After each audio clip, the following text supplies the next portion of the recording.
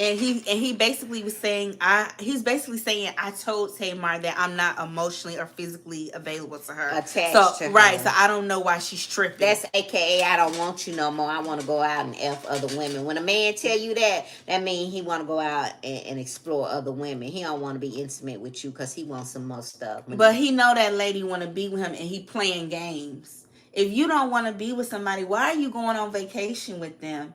And he talking about because that's what that's sending mixed signals, and that's because we allow that. Right, you're right. We allow a man can't do no more than you allow him. We allow that because once again, like Shirley, like Sonia, everybody wants to be loved. They want to be loved, and some women will allow that to be loved, to fulfill that void of being loved.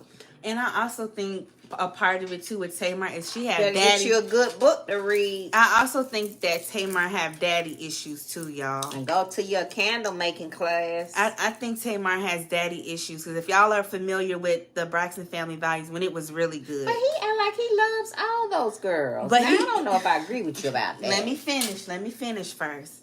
When he cheated on their mama Evelyn.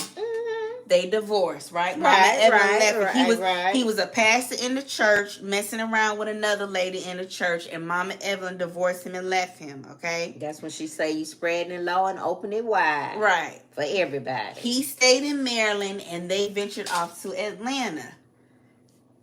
Tamar was extremely young; she was like a tween when her parents divorced.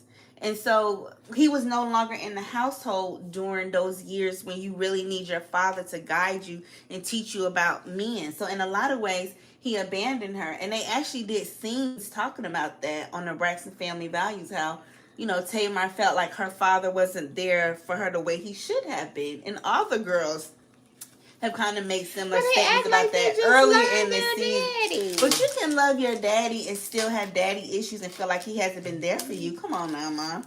That's very possible. Very.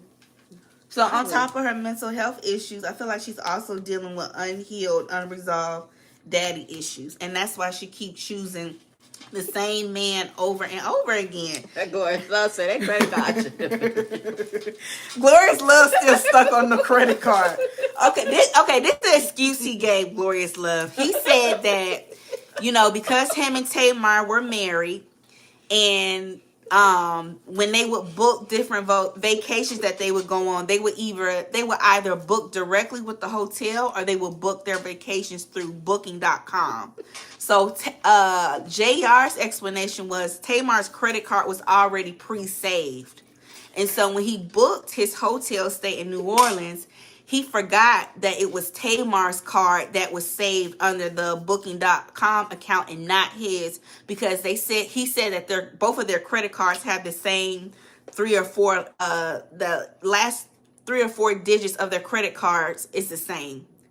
So he's saying that him and Tamar, the last 3 or 4 digits are the same for both of their respective credit cards. So that's why he accidentally used Tamar's card instead of his.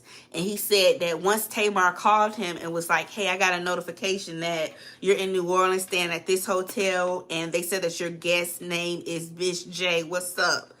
Then he said that he was like, oh, it's no big deal. I'll just call the front desk and tell them to use my card instead of yours and ask that they reimburse you. And he was like, it wasn't a big deal.